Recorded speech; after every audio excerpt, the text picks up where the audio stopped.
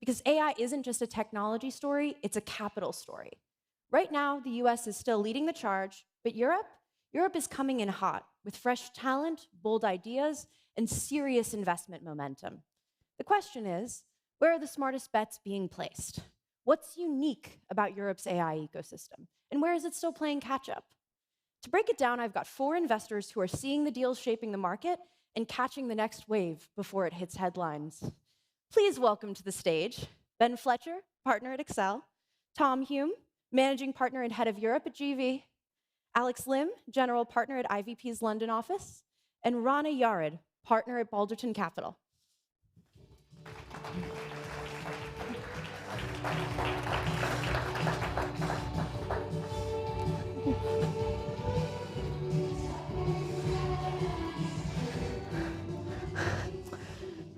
All right, so I think we should start with a question that I think is actually kind of hard to answer. What is definitively different about investing in AI today that was not true a year ago? I'm trying to decide who I pick on first. Rana, you're looking at me, and you're at the end. Victim number one. I think the big difference, Allie, that we're seeing today versus a year ago is the evolution of real business models to where we start to have definitive proof that certain businesses have duration. So a year ago, many of the high flyers had not been through a renewal cycle.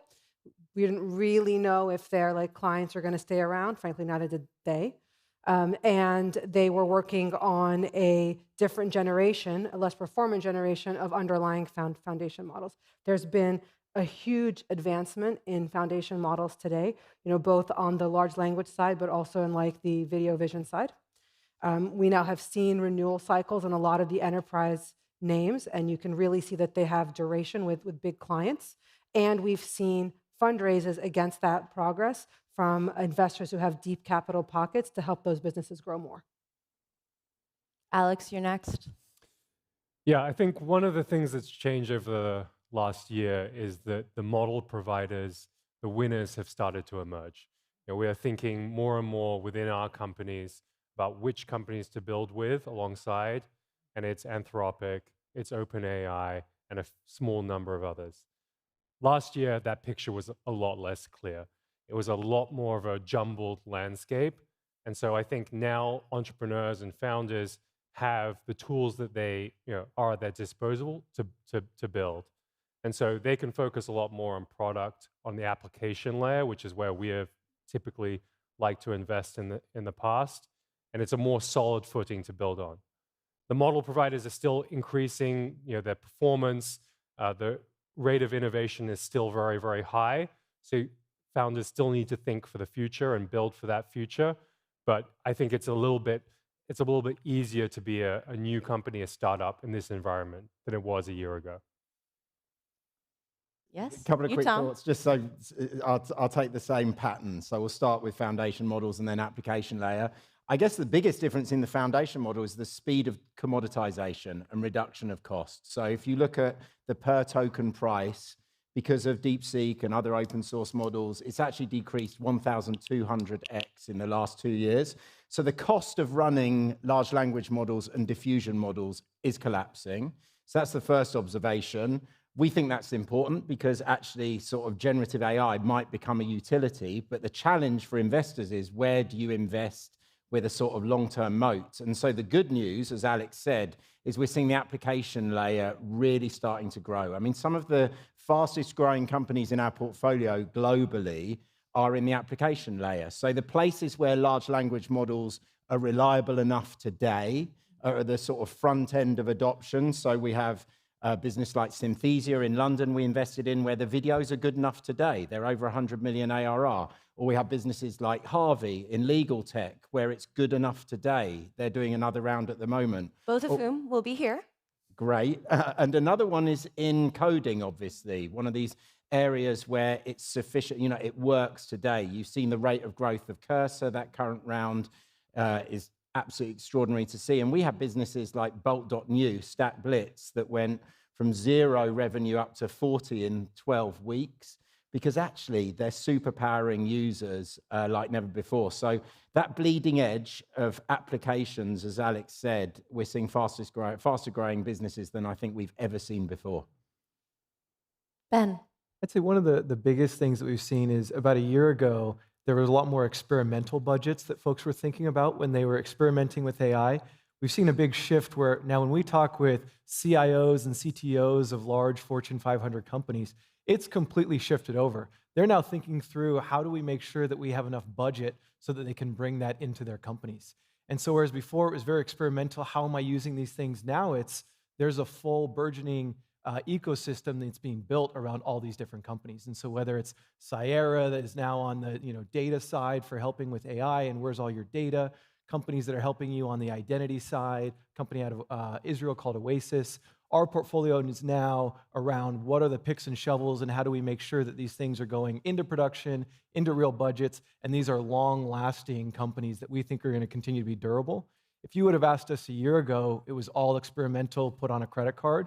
And so really nice to see that this is permeated within the enterprise, getting real budget, real enterprise contracts. And like my panelist said, like we are now seeing that these are fully getting into the enterprise, and we're really excited that they'll continue to be there. You both were nodding vigorously at the word durability. Why? I was nodding because it's the big question. And actually, we caught a bit of Ben's slides, which you all enjoyed that presentation before. And the big question is just persistent value. And so we're asking ourselves, where does the value accrue? If the AI model itself is commoditized, who's going to command value? Who's going to have a moat? And I think some of the business model power we're seeing, some is in brand. Look at OpenAI and the rate of growth, kind of 1 million new users in an hour occasionally. If you look at the network effect we're starting to see, where actually the models are improving, the distribution advantage, like actually, Harvey, who you've got coming today, they are working with a lot of the large law firms. Once you get through that security clearance, et cetera, you actually have a sort of pipeline, a beachhead in to deliver value. So the big question I think we're all wrestling with is kind of which of these models has durability so that they're not just going to be commoditized away in weeks often at this point. Because now we're getting into it right here. Ben, go ahead. No, I was just going to say, I think it's a really fair point because we as investors were often thinking about what is the durability of this business model. And you think about the application layer that are built on these foundation models. And so it's a big question, and there's always a balance. Where does that value accrue over time? And I think talking about renewal cycles where we're now seeing that, we're also seeing expansion rates like we've never seen before. Whereas historical SaaS, you would look at 140, 150% net dollar retention as a fantastic metric. Now you're seeing a lot of these AI and application layer companies that are over 200%. They're expanding and permeating throughout the enterprise, and the durability is showing up in the renewal and the expansion rates. And we weren't seeing that a year ago. And maybe alongside the durability, you're seeing utility and ROI, which is like really important. So, that's both on the non-SaaS application. So we have in our portfolio Wave, which is the leader in autonomous driving here in Europe. They pioneered the computer vision method of using that. They just announced a big partnership with Nissan. I think if you rewind the clock like 2-3 years ago, you didn't know what the utility was actually going to be. Today, it's unquestionable. Bill Gates takes a ride with them. They sign a big strategic agreement. You kind of know this is the direction of travel. On the SaaS side, for enterprises in particular, it's the utility with ROI, because that's what then leads to durability.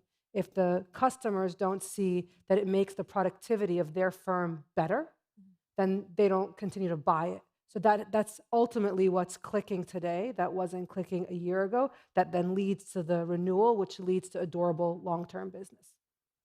I just want to make one point, which is we're talking a little bit here about SaaS, enterprise, B2B use cases. There is also a very exciting use case for AI on the consumer side. So I think probably most people in this room by this point have used Perplexity. It's one of the breakout companies within AI, and it's really serving this, instead of Google type experience that is changing the way that consumers find and use information. And so I think actually, that's a huge, huge opportunity. I'd love to see more founders focus on the consumer side because the engagement, the session times, the depth of use cases you can find within consumer is pretty special right now. You all are nodding at consumer too. Are you seeing enough consumer AI companies right now? I'd say not enough. yeah. Not enough. If you look, the consumer breakout companies invariably are 10, 20, $30 billion businesses, and usually a new paradigm in user experience unlocks new kind of consumer breakout companies. We've certainly not seen that for Gen AI yet. I think OpenAI makes a great argument with ChatGPT. It's not necessarily the best model anymore, but it has the share of attention. It's the one my kids use. So I do suspect that they are the sort of breakout consumer business, but there's lots of room for more. The other thing I think is interesting that we sort of are watching closely is we're often, advantage of large language models is they're conversational by nature. Look at ChatGPT. And actually, speech is a really interesting medium for exchanging information. So we're asking, and if you look at people using WhatsApp with voice notes, many of you will have seen that rising because it's actually a higher bandwidth mode of communication.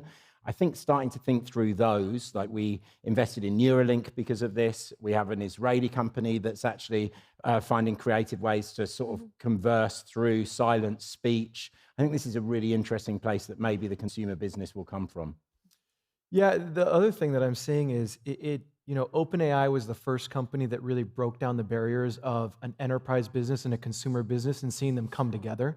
It's very hard when we as investors look at these companies because you think about them as either a consumer company or an enterprise company. One of the trends that I'm most excited about in AI is the power that AI gives to folks to be able to create. So there are a lot more companies coming out, and Tom talked about a company called Bolt. There's one in our portfolio called Vercel with V0. There's a company here in Europe called Lovable.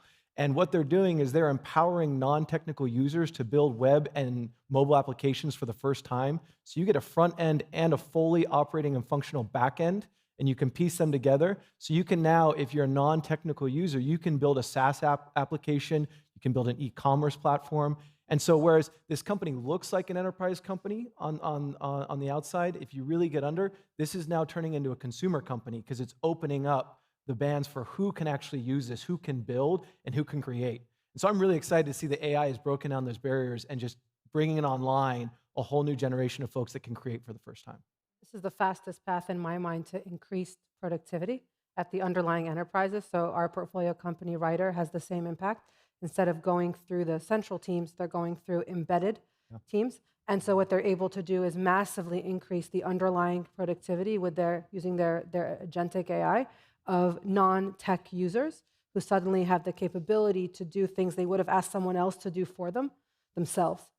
And that both kind of reduces the lag between spec and outcome, which is always a really big issue when something goes into the central tech zone, but also it reduces the need to have a gigantic spend at the central point. So it makes it easier to actually get implemented.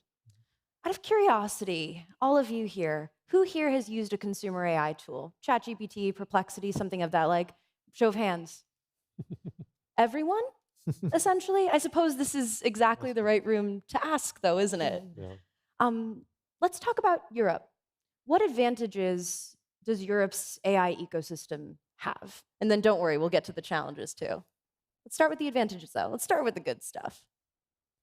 She's looking at me again. I just looked straight at you, so sorry. Looking at me again. You were right in my line of vision. Our chairs are turned. I think Tom's already hit on one of them, which is the application layer being a general point of strength here in Europe. So if you look historically at where Europe has made money, if you assume that you're going to have commoditization of the underlying foundation models, then that means where there's going to be money is at the application layer. Big companies will be built there.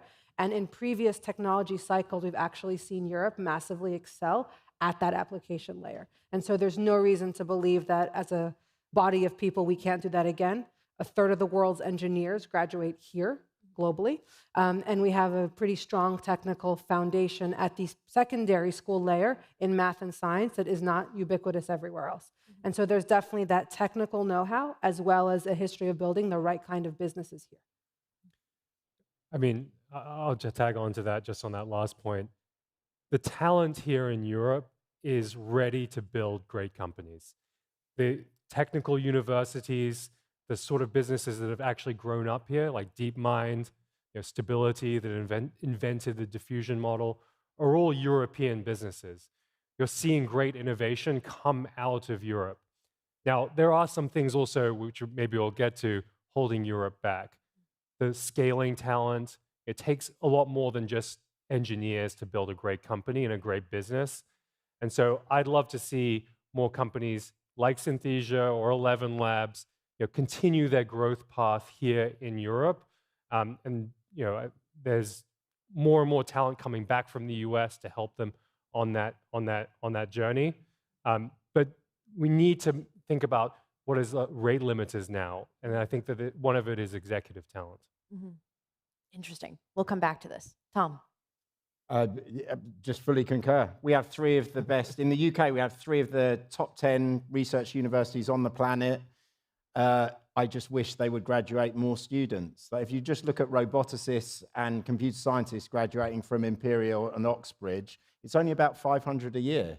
It's kind of farcical. The demand is an order of magnitude more than that. But we have the technique. In France, there's more Fields Medal winners per capita in France than there is anywhere else in the world. It's an incredible technical education. We just need to see more of these success stories, and I think you'll get the multiplier effect. I concur about talent. I'll go a different direction. So I spent the first 10 years of my investing career in the United States, and then last year I moved out to Europe. Accel has a rich history of partnering with bootstrap companies and bootstrap entrepreneurs. And so the whole idea is we find and look for entrepreneurs and founders who have built real durable businesses and haven't raised money for the first time. And so coming out to Europe, there was kind of a gap. There was amazing early stage investors, and then kind of a gap, and there was pre-IPO investors, but not a lot in between. And so we saw a huge opportunity. So I moved my wife and kids out last year, and the whole idea was Europe, when they think about building businesses, they don't think about just raising venture capital. They actually think about unit economics, building a great business model, because they didn't always have, after that early stage capital, the ability to just go back to the well and raise and raise and raise and get more and more capital. And so we invested in a company called Nuite that's API for infrastructure for the travel agents or for the travel industry that's powering a lot of these large language models for building travel applications. And they had built a real big business. They had gotten to 30 million of revenue before they ever talked with venture capitalists before. And so I think because of the deep, rich heritage in Europe of bootstrapping, thinking about unit economics and building real big businesses, it's a huge advantage for a lot of those companies that think about how do I actually get budget. Synthesia or a lot of these companies that had been told no a lot of times, so they wanted to build really big and great businesses without the reliance on venture capital. Well, and the first time we met, you told me you'd moved your entire life, your family out here because you believed in European tech. That's right. And specifically on there, we're going to be good long-term businesses and bootstrap founders that were out here, for sure. Now, some challenges. Alex, executive talent, why? Really, it's around the history of Europe. If you think about the ecosystem here, in terms of venture capital, technology, startups, it's a much smaller ecosystem. It's probably about 15, 20% the size of just Silicon Valley. So we've had less of these success stories come through, and that's where great growth talent generally comes from. It comes from successful scale-ups and successful companies that have gone through the path of hypergrowth and then through IPO. So the good thing is now we've had a few of those. Think of Spotify, UiPath, Revolut has become, these are great companies that have been built in Europe. And we're starting to see some of this growth talent come out of those businesses and join these early stage startups, this technical talent at those sort of formative stages. So I think we see the grassroots that are really, really encouraging. The amount of venture capital going into Europe goes up year on year. It's a steady growth market, is how I think of it. The TAM for European VC is growing every year. And so we see 3, 4, 5 potentially great companies this year, last year come out. And so that's what we're focused on. That selective bunch that seems to emerge from the pack and has the chance to be globally important. And that's what I think we're most excited about as an investment team based here in London now. I would submit to you that our predecessors were part of the problem that caused that, right?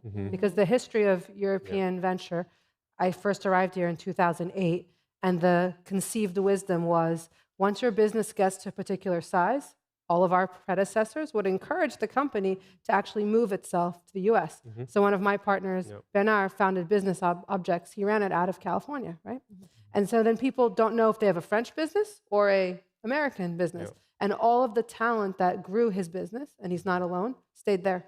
Yep. And so part of what has changed is that all of us have stopped saying to companies, you can only build a global winner if you move to the US. Now the tune is you can build a global winner from Europe. And if that happens enough time, you get these tribes of people who actually have the talent and have seen it, and that grows not only their companies, but the next companies that they go into and found. Yeah, I'd say the particular gap that we see is in the go-to-market or the commercial talent. When folks get to 10 million of revenue, 20 million of revenue, it's almost a foregone conclusion that they're going to then move to New York, San Francisco, Austin, and they're going to start bringing their commercial leaders out there. So I'd say one of the things and one of the disadvantages or gaps is just that ability to have the scaling leaders that can take you all the way from early stage all the way through IPO and continue to keep and contain that talent here in Europe, because a lot of that ends up moving to the States. We have time for perhaps one question, so start thinking about it. But Tom, I'm not letting you get away. Yeah, I guess a couple of maybe slightly different thoughts. The first is, I don't think it matters where these companies are. The important thing is the mindset is global on day one. The best businesses, you look at Wiz from Israel, the best, you could argue, growing and solid enterprise company of the last 5 years, they were global from day one. They were forced to be. I absolutely love Ben's point. I think that the best talent is often in the US for GTM, but it makes sense to co-locate with your customers. And so actually encouraging our teams, I am still encouraging our teams where their customers are in the US to build that footprint in the US. I think the other thing that's interesting that we've not talked about is the startup ecosystem for the last few years has been overfunded. There has been too much capital. And one of the effects of that is you just get an even distribution of capital in a shitload of very, very valuable businesses. Maybe we're going to see some concentration now. And so we can start to identify the companies that really matter in Europe, and you'll see more of the great people inside those. So I think it's a reason for optimism, but I'm reluctant to sort of over-index on kind of European versus US companies. Breakout businesses today have to be global. Any questions? You have one back there. Please say your name and company. Hi, I'm Natalia Yashchuk, Hachette Learning. It was great to hear that on the application side, of course, we can now see the repeat revenue. But what about the foundational models? You know, most of them are still chasing money. Are you not worried at all that at some point something is going to fall down? Are you fully now invested in those big companies succeeding? We've not invested in, so the closest we have to invest in foundation models is Isomorphic in London, which Ali just wrote about, or Osmo, which is a foundation model for smell. We've decided not to invest in that previous generation. I think the interesting question for them is whether they start to integrate forward because they're getting distilled or commoditized. So you've probably seen the news in the last 24 hours of OpenAI buying Windsurf. They're basically integrating forward for a dev tool. And so that's the question I would be asking. I think Alex, at the start of this conversation, kind of cut off the foundation models at Anthropic. I basically agree with it. You've got OpenAI, Google with Gemini, and Anthropic, and I think everyone else is going to struggle relatively. Those businesses absolutely have escape velocity. Yeah, I personally, I believe that the foundational models are the realm of hyperscalers. If you think about OpenAI, really it's a lot of Microsoft compute, and that goes into that. And so I think with that support, they do have moats. I do believe that they are durable, and great businesses. They're adding a huge amount of value to the ecosystem. But when we think about startup investing and growth investing, we think much more about what competitive advantage can you have as a young 50-person company. It turns out that product, in the case of Perplexity, deep enterprise integration in the case of something like Glean, a vertical focus for a company like a Bridge, which operates in the healthcare space, is a much better place to play. And I would leave the foundational models up to the people that have lots and lots of capital and lots of compute, because you're never going to be able to compete with them. We're totally in the same boat, so we didn't invest in any of the foundational models. The closest we came was Writer, which did their own, I want to call them small large language models, and what they call their frugal transformer, for the very reason that you said, which is they felt that there was no joy in basically competing with an endless pool of capital. And so if you're going to do it, you have to do it in a way that is like quicker, cheaper, faster. But I think to the question that was asked, there's certainly going to be a reckoning at the large language models, because they are running businesses that are quickly being commoditized, and they have very large cost bases on those businesses. And so at some point, like, the two have to balance, right? You have to actually, like, not burn a ton of capital while you use increasing amount of compute that's getting cheaper for your client to buy. One final word, Ben. You have 2 seconds. Oh, nice. Wow. AI. We're incredibly excited for everybody that's coming online. Similar with the internet, we're now seeing that with the ability to create. And so having everybody come on, we're really excited about. Nice. Thank you all so much. Thank you, Allie. Thanks, Allie. Thank you. And then I will gesture off.